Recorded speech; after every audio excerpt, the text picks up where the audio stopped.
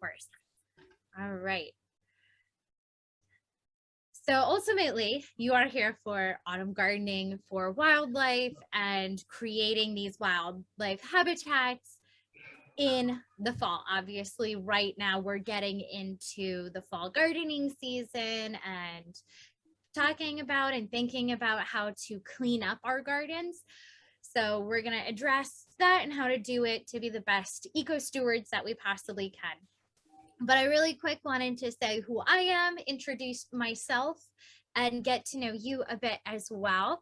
But I'm Marissa with the Art of Ecology, and my whole shtick is blending the arts and the environmental sciences in order to create deeper understandings of the world that we're a part of. And I do that through programs like this, workshops, in person and virtual. So I have a whole bunch of upcoming programs. I don't know how local you are in this Bucks County area, but if you're local, I'd love to see you at other programs. If not, I do have these virtual programs every once in a while too. That's wonderful. Yes, we are local to Bucks. Oh, great, great. Glad to hear that. So for this presentation, what we're going to talk about is looking at what our gardens look like now, who lives in these gardens so that we can be as respectful of the plant and animal life, and then taking a look at as we change from the autumn season to the winter season, what else might be there, what changes might occur, and some of the benefits of a wildlife garden. So why should we even be thinking along these lines to begin with for our gardens and our habitats? And we'll talk a little bit about how to create those or what we should be thinking about. And then accumulating it with what our garden is going to be looking like in the spring once we've done all these things now in the fall. Right.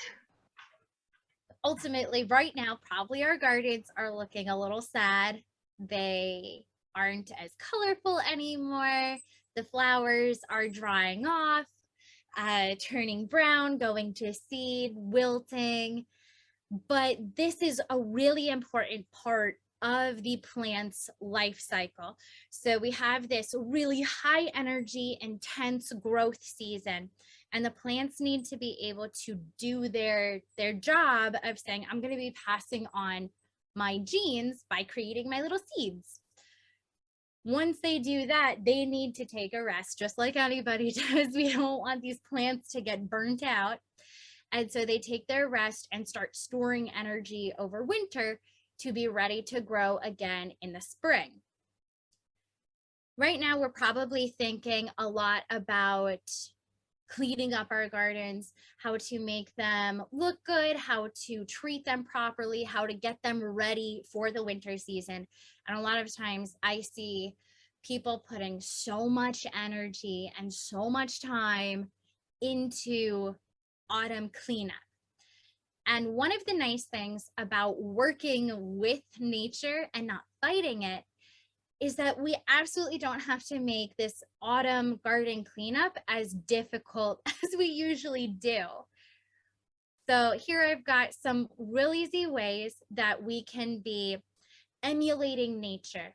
Ultimately, when we garden, in order for our gardens to be as successful as possible, we really want them to work with nature. The more we fight against nature, the harder it's going to be on us and the harder it's going to be on the plants.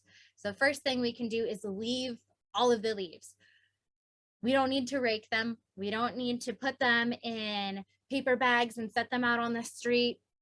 I know that there's some homeowner ordinances and housing association bylaws that say what you can or cannot have in your yards, but there's different ways to mitigate what we do with our leaves. We don't want to throw them out. Not only does throwing out leaves cause some methane buildup in landfills, because having organic matter stuck, not able to decompose in a landfill, really it builds up lots of gas, lots and lots and lots over time. It can cause methane leaks, small explosions due to pressure, and that can really hurt the environment as a whole. But also, aside from just not wanting to put organic matter in a landfill, there's also so many little animals that live on those leaves, on the undersides, that we might not originally see. They're so small that we don't want to be throwing out animals. So if we leave the leaves, and we can rake them up and put them on our gardens or create brush piles with them. But ultimately, we're going to be helping to increase biodiversity by keeping those little animals alive and on our property. But we're also going to be benefiting our gardens because many of these animals are ones that are either going to be pollinators when they hatch and grow up, which we all want pollinators in our gardens. They help make our flowers bloom and our vegetables taste great. And they also impact how many birds are going to be coming to our garden. So once these insects hatch out that live in these leaves, birds are going to come pick through in the spring and say, oh, cool, here's fun little snacks. And then they're going to stay for the flowers that you have planted. Another reason to leave the leaves is because they make great insulators and great free mulch. We don't need to be spending a ton of money on specialty dyed mulch or getting people to haul mulch out to our properties when the trees in our area provide mulch for us. Another thing that we can do is to focus on keeping the stems. A lot of people cut back the stems in the fall thinking that they're just these dead sticks poking out of the ground at this point. But there's many different types of insects that drill and bore into our old dead stems and will overwinter inside of them or lay their eggs inside these stems to be a really nice cozy house throughout the winter that they'll hatch out of then in the spring. You have seed heads, think of things like coneflowers or echinaceas, black-eyed Susan, sunflowers that have these big, tall, gangly stems with the seed head on top. And as birds transition from in the summer and the fall from their insect diet, they're going to transition now to a seed-based diet to help them survive the cold winter. Seeds are really high in fat and good calories that can help keep them warm. So you want to make sure that you're keeping those seed heads around for birds, as well as just to propagate and to continue to grow for the future. If you are going to cut your stems, a lot of plants like hydrangeas or some shrubs want to be cut and pruned back in the fall. A good suggestion is to cut them at varying heights. So if you have different branches on this one hydrangea or shrub, cut one branch to 8 inches down to the ground, the other one at 24 inches, another at 16. And these varying heights, if you think of what a plant looks like, it's going to be a little fatter at the base and then narrow as it gets towards the top. It will encourage insects of all sorts of different sizes to move into this little hotel that you've made for them. Another thing you can do is reduce the amount of lawn space that you have. And while, again, there are the homeowners associations that have certain requirements, grass ultimately does not provide any sort of ecological value. So if you are able to take a look at what your association says in the bylaws, or if you aren't part of that, what you just want to do, take a look at planting trees, planting bulbs, adding some naturalized plants, some more maybe small scale meadow spaces if you have the land space for it. That will all increase the biodiversity once spring gets here. And ultimately, you're going to reduce the amount of work and the effort that you need to put into maintaining a lawn. Lawns fight against the natural world, against nature. So by making it more naturalized, you're reducing your work and creating some biodiverse habitats. And finally, you have sticks. Sticks are free. A lot of times we have the late summer, early fall storms that come through. I know we had a lot of storms here really recently, some crazy winds, and there was a lot of storm damage. That meant that we had down twigs, down branches, broken trees, and there was a lot of people clearing all of that up and getting it off of their property.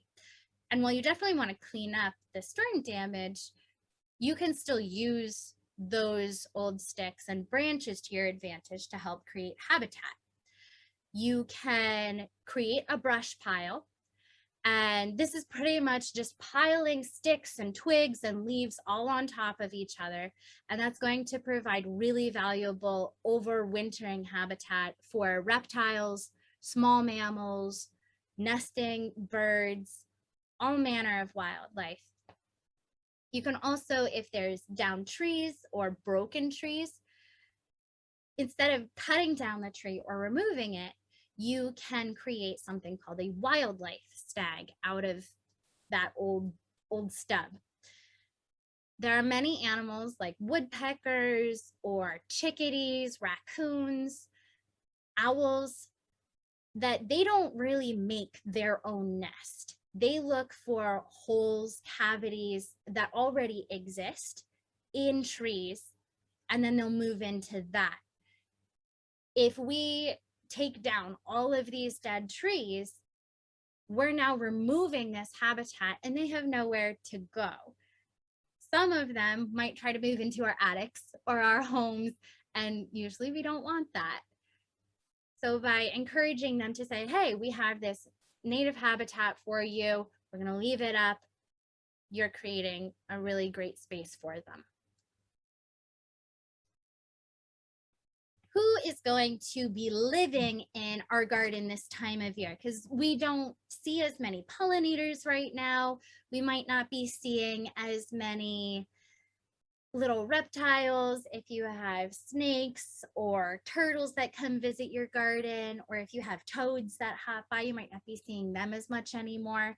But there definitely are animals that are going to be relying on the different plants that you have available.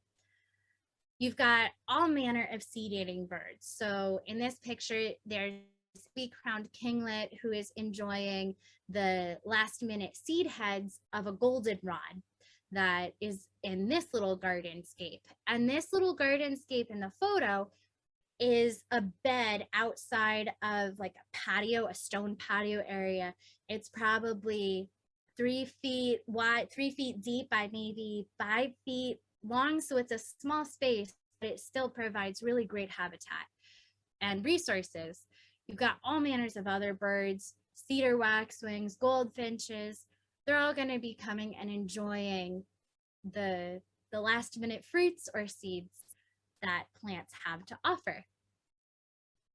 You're going to have lots of different moths, and now Luna moths are kind of the charismatic megafauna of the moth world that a lot of people love seeing. These, they're big, they're like the size of your face, they're bright green and pink, and they're beautiful, but they need leaf litter to have their eggs hatch out. So in an autumn garden, being able to rake your leaves over top of your garden to add insulation, or creating mulch, or just leaving the leaves sit on your lawn if you're able to, is going to enable your area to have more of these Luna moths.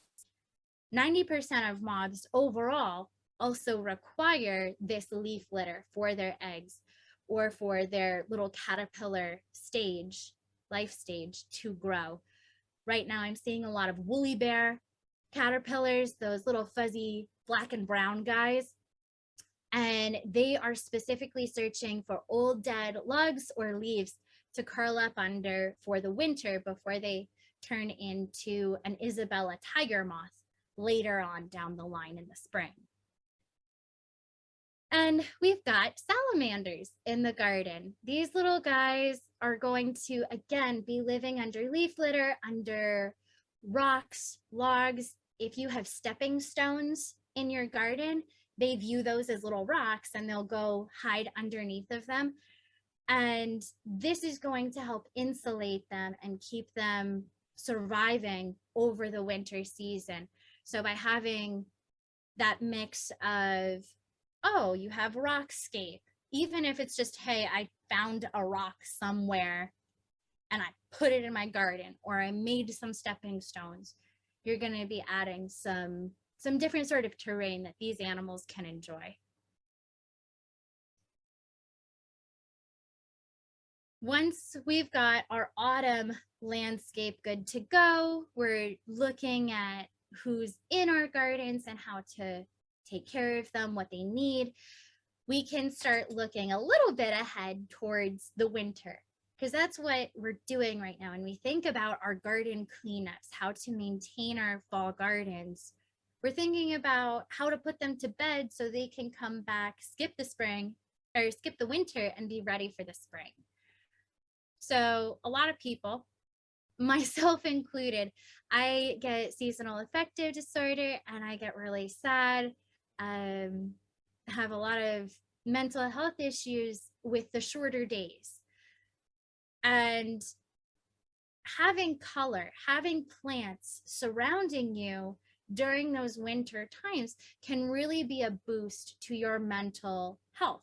So not only will adding plants in your fall garden now, you're going to be planting them now so that they're ready in the winter and to be established by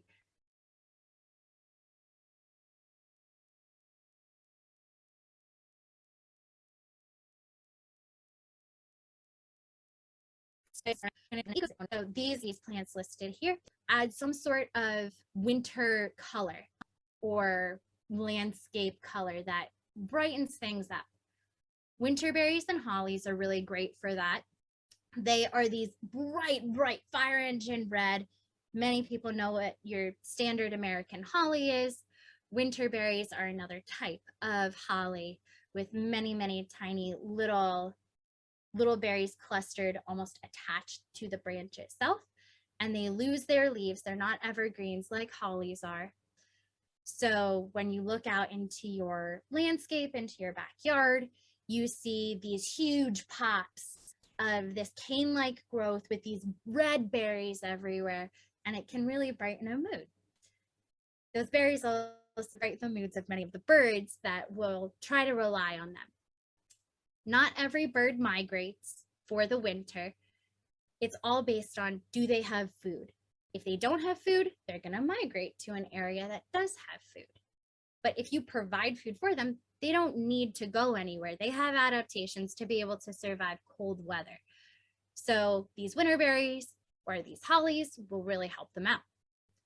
Fruit-bearing trees like crab apples, hawthorns, cranberries, again, provide food, late season food, really high nutrition in the fruits, so birds don't have to worry. It also provides spring color in the form of flowers for us, has some great vibrant summer canopies that we like for shade, great fall foliage and the fruits as well, so it provides year-round interest. Conifers and evergreens also keep that green in the landscape. And having green in our lives definitely improves our mental health in the winter season.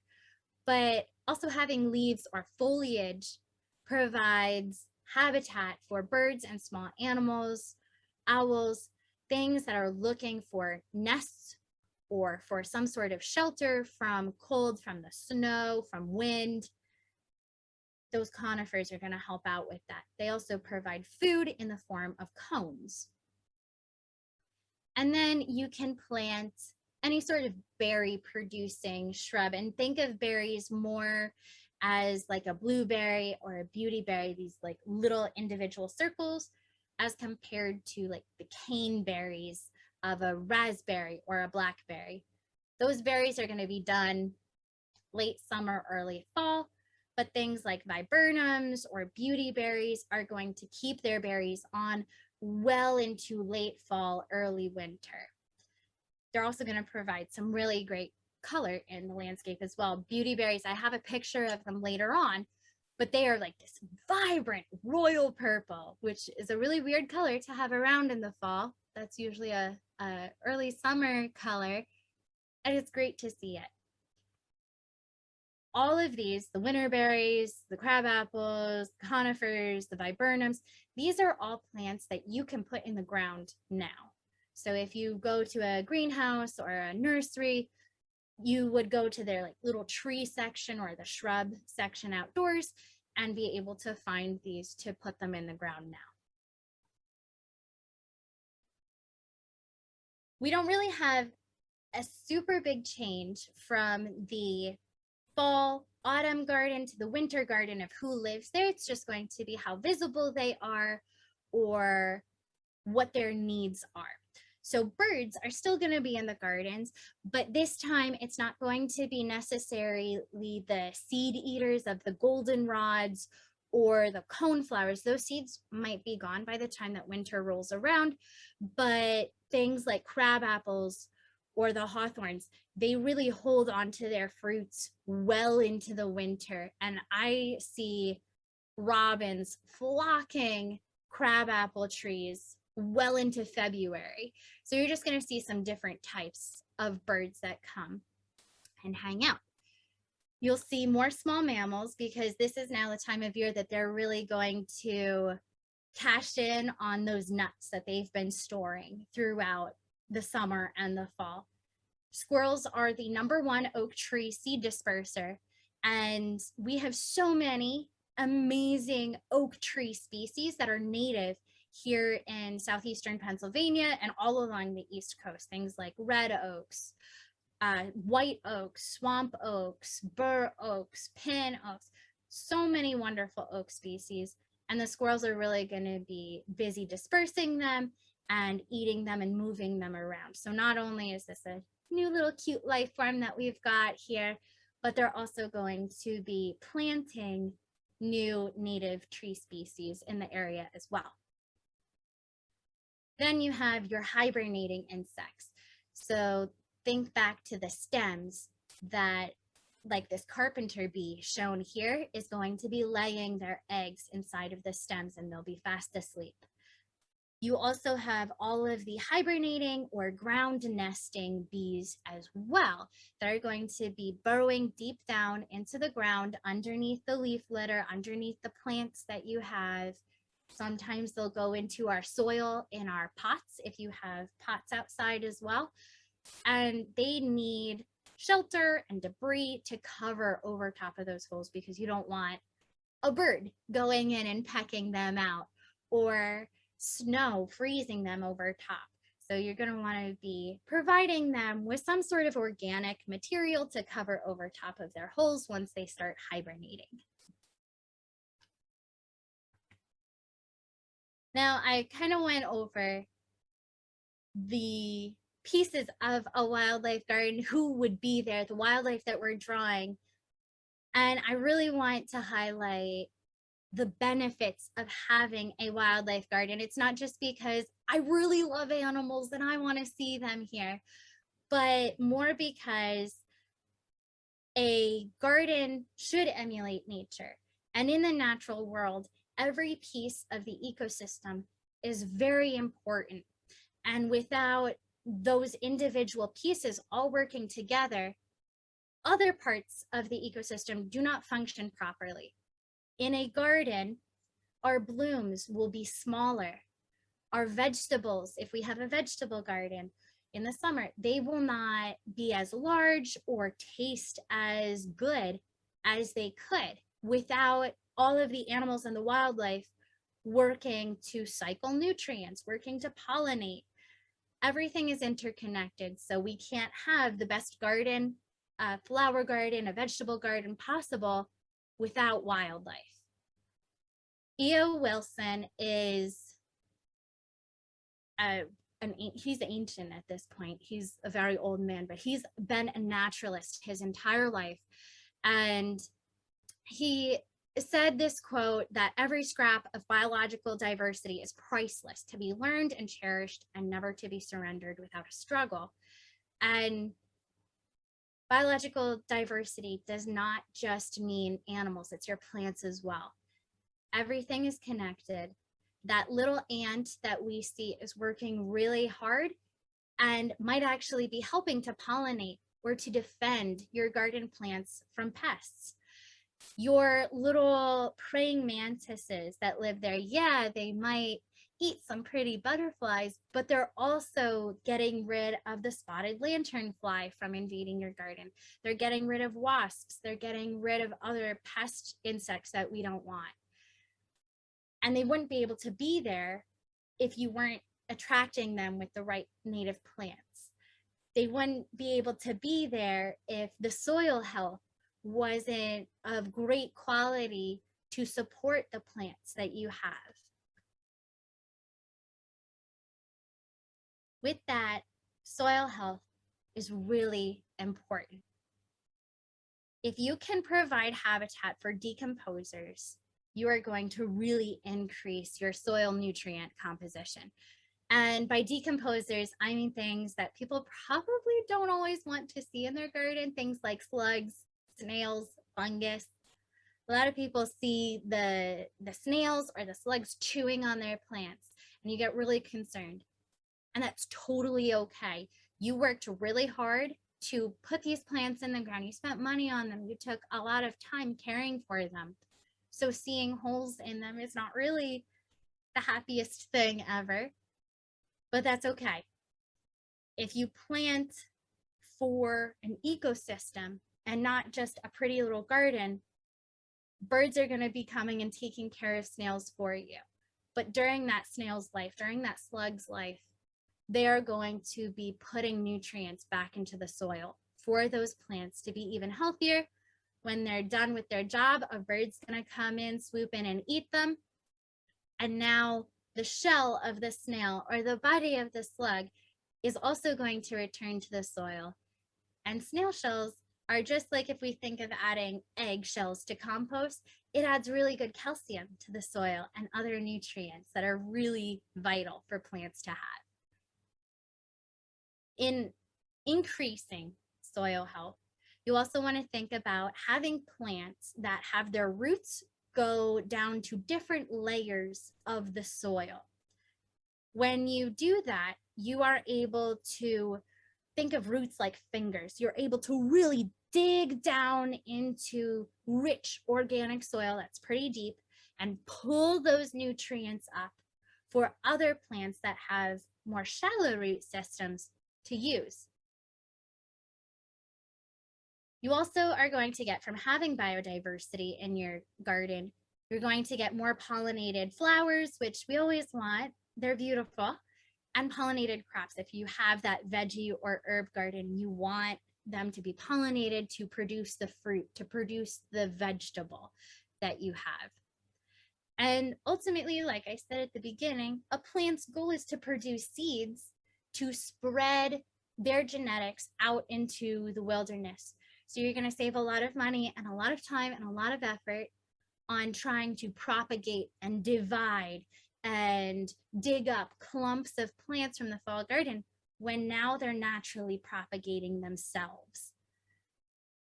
You can propagate and divide plants, things like hens and chicks, daylilies, sage, irises. These are all great if you have these big clusters of them, to dig them apart, and then you can move them to different parts of the garden and they'll spread out even more.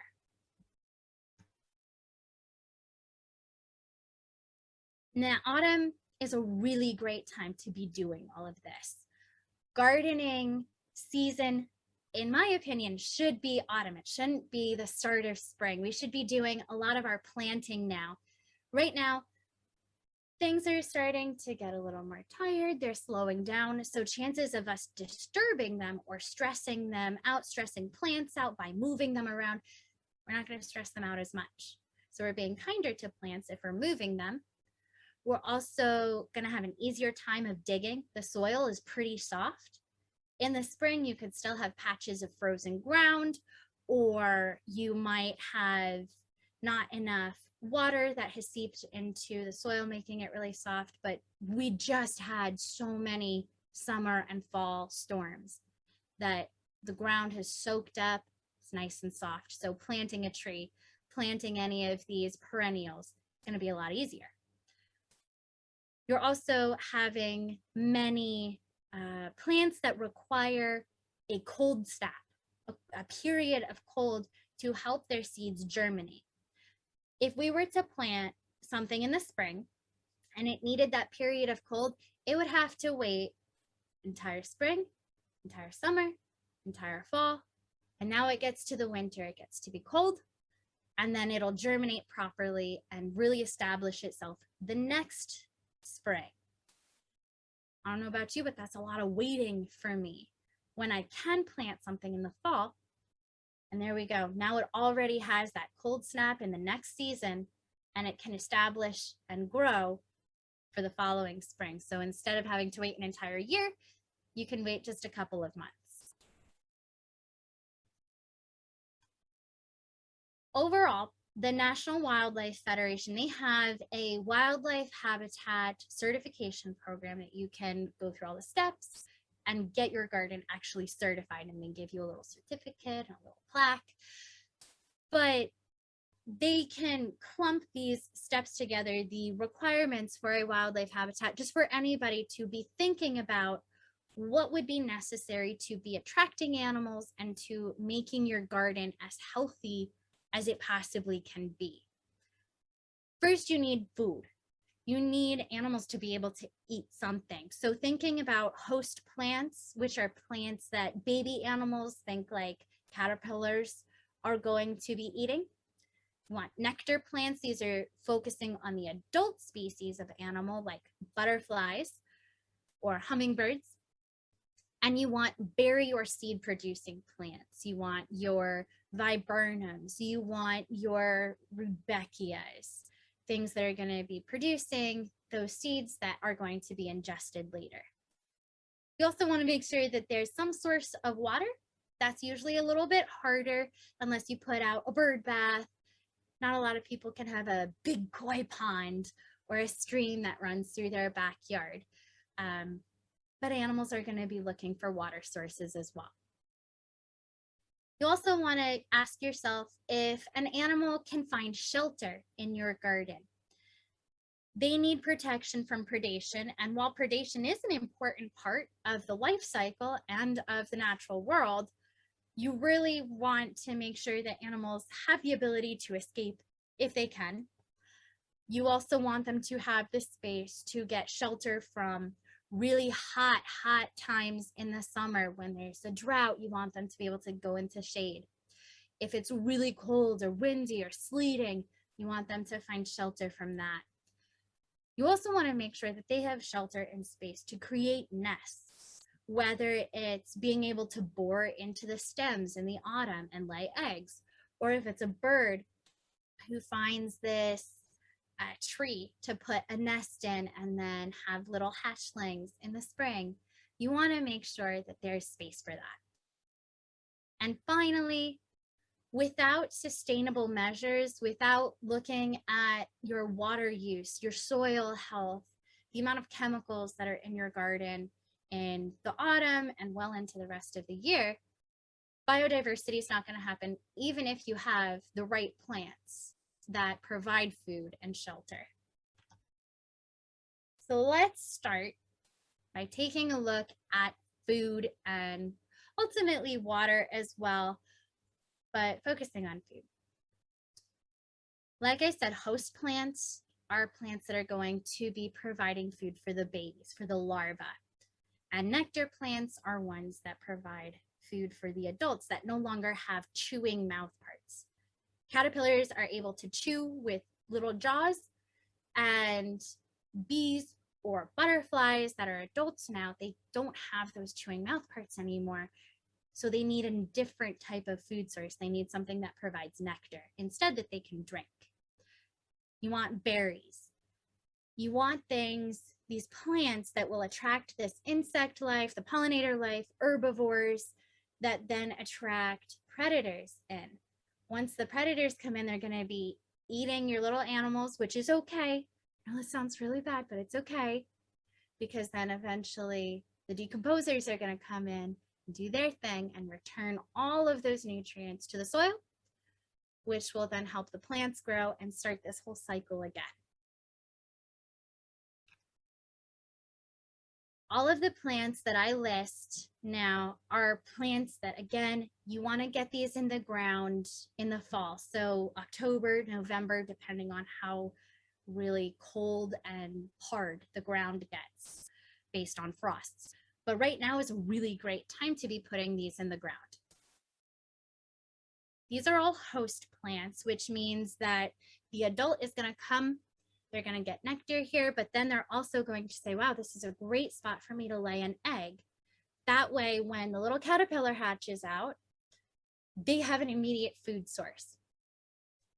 For monarchs, they require milkweeds to be their host plant, specifically the common milkweed. It's a big pink poofy thing, and that is where the caterpillar gets their toxicity from, is by chewing on that plant. So when they're an adult, they're poisonous to predators.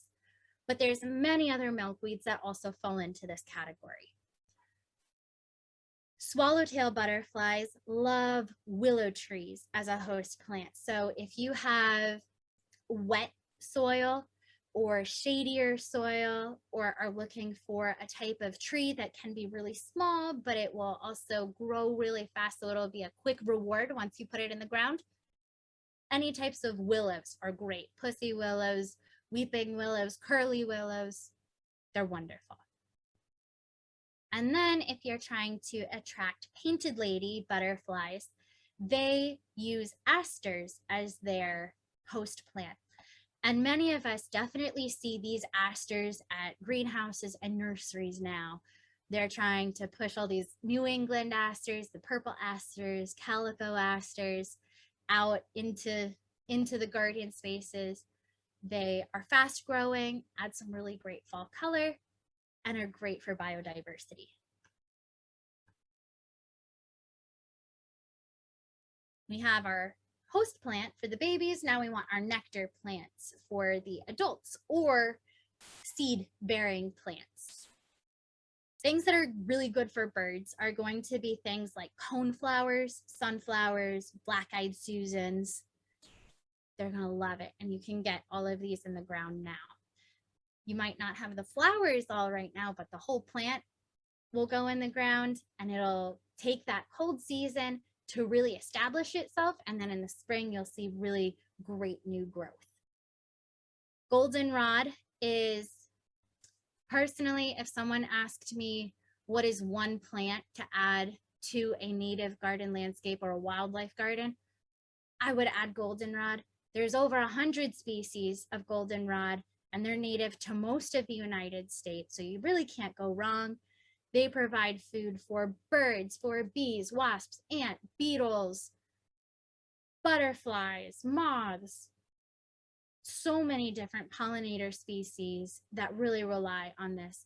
They start blooming in late summer and they end in late fall, so it's great long season seed and nectar resource for these adult animals. And then also really good to plant in the fall are bulbs, are the things that pop up in the spring, in February, March, April, and really early spring. You want to get those in the ground now. Snowdrops, as shown here, they are really wonderful for early season bees. These are going to be blooming when there's still snow out. They create their own heat to melt through the snow, and this blooms around February to March. Not every type of bee hibernates. Some of them that live in hives will gather the food, they'll make the honey like a honeybee does, and they'll stay in there alive, very active all winter. But eventually that food runs out and they need to leave the hive in search of more food. Snowdrops are a great way for them to get the early season food resources. Other bulbs that would be good are crocuses. Some squirrels like to eat them and dig them up, but there's certain varieties and you can always just plant a ton of them and it'll be okay. They'll come back. Things though like tulips or daffodils, those are not necessarily the bulbs that you want to be planting for a healthy garden. In fact, daffodils are toxic to many wildlife species. So when you plant them and you have them in big clusters, Animals will come to the garden and say, oh, just kidding, I don't think I want to eat here. And they will leave and they won't come back. Even once the daffodils are gone, they know this is not the spot for me. And if you don't attract them early on, they're not going to want to come back. And the rest of your garden, the rest of the year is going to be lacking. Tulips, while they're not toxic, they're very, very specific with what sort of pollinators can access them due to their shape. They have these cup shapes. So really only bees that are kind of clumsy can get their way inside this cup to get the pollen. They're not good for butterflies. They're not good for moths that have these big wings. They can't get inside. And so it's very limiting in what you can do when there's many other different bulbs, like the crocuses or the snowdrops, that by the time they are done, your new plants have come up in March and April. You also want to make sure that you have nesting sites and these shelter spaces. This image here on the closest to the text, you can see this is a very dead, very old tree, but there's that cavity halfway up. Inside that cavity lives chickadees. They don't build their own nests, and many of us love to see chickadees in the fall and the winter, but they need those cavity spaces to nest in. If we were to cut down that tree, now we're getting rid of really valuable habitat that they can't make themselves. Now, not everybody has the luxury to keep a tree like that up or to even have space for these big trees on their property. So if that's the case, adding nest boxes for bluebirds, for kestrels, for owls, for wrens, all manners of different wildlife are going to be a really great way to add these quote unquote cavities without needing these ginormous plants, especially if you don't live in a space that can handle that. In order to increase shelter, if you do have the space though, I recommend, and again, you can plant these in the fall, you can plant these now. Black cherries, they are a native species. They provide great food in the summer for birds, small mammals that eat the fruits, as well as once the fruits fall, box turtles love to eat them as well. But it's not limited just to black cherries. You can plant things like tulip poplars or the oak species, spice bush trees, that they're going to be bigger plants. They're going to add shelter as well as food resources. Other smaller shrubs would include the winterberry, and here you have the beautyberry as well. These are more cane-like growth. They might get to be as, tall as a person, maybe a little bit taller, much more shrubby, and that can provide some really great nesting sites. You might see a little bird's nest all built up inside of those canes. And finally, you want it to be sustainable. If it's not sustainable, you're not going to be able to maintain the level of biodiversity that your garden needs to produce the biggest blooms in the summer, to produce the yummiest vegetables. You can do soil remediation, and this completely eradicates the need for getting harsh chemical fertilizers. So as we compost our food waste or organic waste, think of our leaves, we are able to add nutrients to the soil again. You can use leaf mulch instead of dyed mulch. A lot of people like the dyed black or the dyed red mulch. It's really beautiful. It makes a nice tidy look. But that dye, as the rain batters down on it, it actually leaches off into the soil and can get pulled away by the groundwater or stormwater runoff. This dye is not really the greatest for aquatic ecosystems.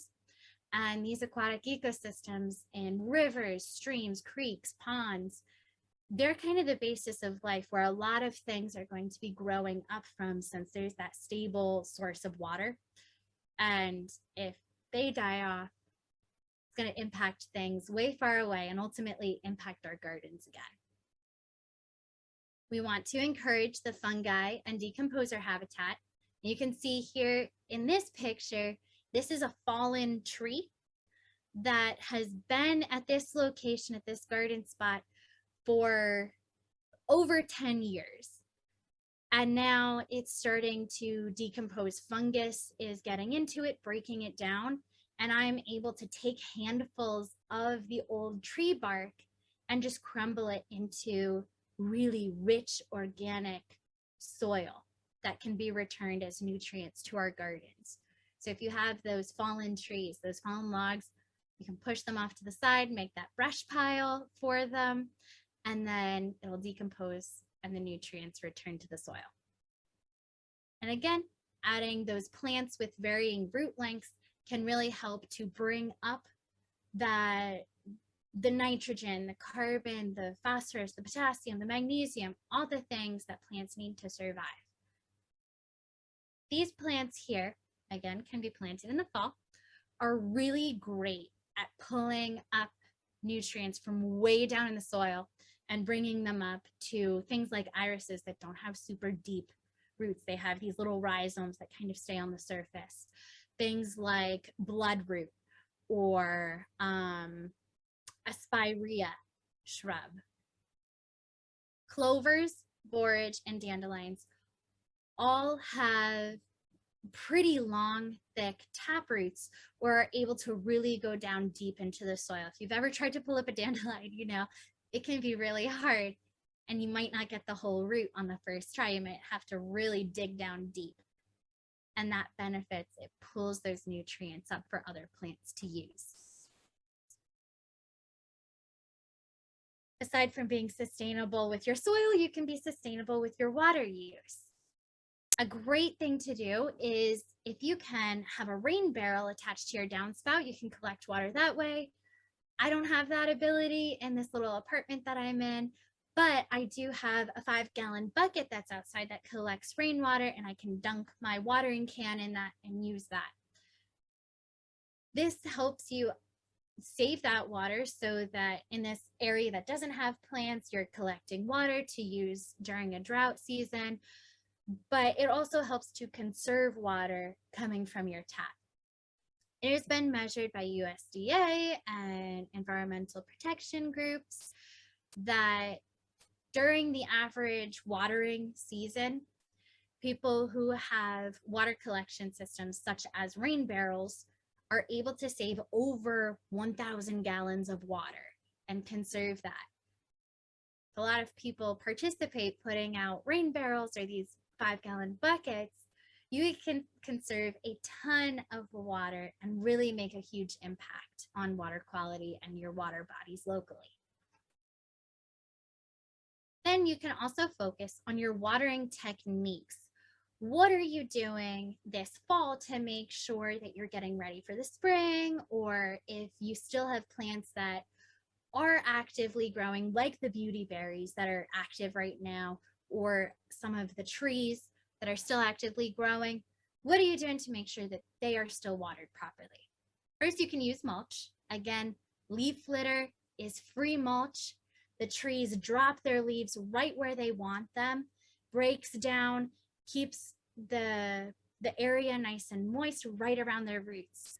Or we can add it to our garden to help insulate and keep moist. You can use watering cans with a single spout as compared to watering cans that have those big spouts with the holes in it that does a fountain. That puts water everywhere, not around the plant roots, right where they need it. And you might see or find that your plants are drying out quickly because they're not using actually all the water that you gave them. If you have those watering cans with the spouts, you're more able to direct where the water goes and be very purposeful with your watering. You can water your plants in the early mornings as well. That allows the plants to use the water that you've given them before the sun really makes an impact and evaporates the water that you just gave them. You can also plant very purposefully by putting plants in areas that have water that just collects, and these are called rain gardens. Again, I'm showing you plants, so these are all plants that can go in the ground now. So if you notice, oh, this storm that just came in, I have this plot of land or this section of my backyard that just seems to get really muddy and the water doesn't infiltrate into the soil really well. That is the spot that's perfect for your rain garden. Things like your cardinal flowers or your red lobelias is another name for them. Swamp milkweed, or really anything that has the word swamp in its name, swamp white oaks, swamp milkweeds. And then these other plants like a New York ironweed that's going to be nice and tall, really poofy, great for pollinators. You see this yellow swallowtail here. These are going to be flowers that you really want to have to make the water use in that mushy gooky spot as efficient as possible. Now, you do all these things. There's a lot of things to do this fall, and not really raking, not really cutting plants back, things like that. We're not doing that, but we're adding some new habitat in. What will your garden look like in the spring? Well, as the temperatures rise, the days become longer, the snow melts and adds really nice, healthy water to your plants, you're going to notice a buzz of life and a buzz of activity. All of the insects that you allowed to overwinter are going to be hatching out to be pollinating your early spring plants. You're going to notice flowers are going to bloom a lot sooner, stay in bloom for a lot longer because now their pollinators are here. They want to be pollinated. They want to attract the insect life that you allowed there to be. So they're going to stay open much longer, which then makes us happy as gardeners.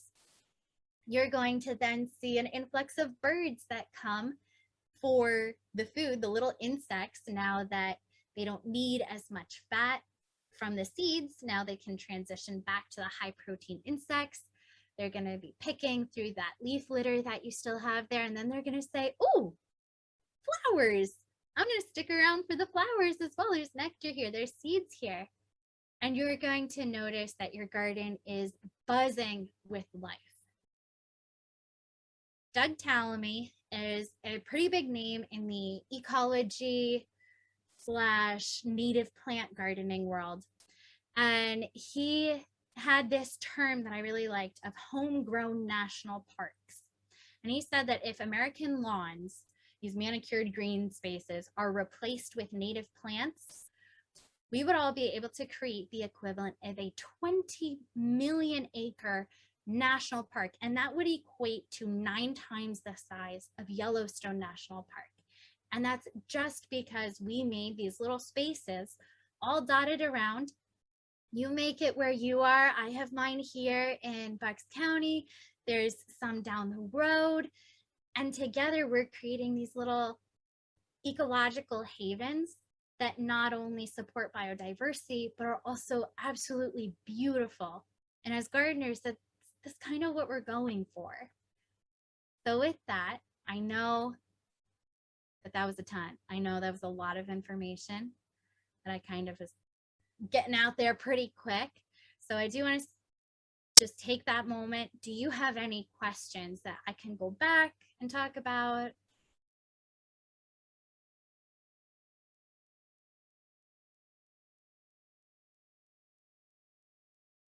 Okay. If you think of anything or you're watching the recording later on and you think of something as you're watching it, you can feel free to reach out to me. I'm on social media on Facebook and Instagram. You can get me through my email, mjacobs@theartofecology.com. And I do have a lot of gardening articles, ecological habitat articles on my blog, on my website as well, or you can reach me on any one of the forms on my website too. Just reach out, say, hey, I have this question. But hopefully with this information now you feel a little more prepared to go out into your fall gardens and get it ready for the winter while also supporting biological diversity. So thank you. Stop sharing.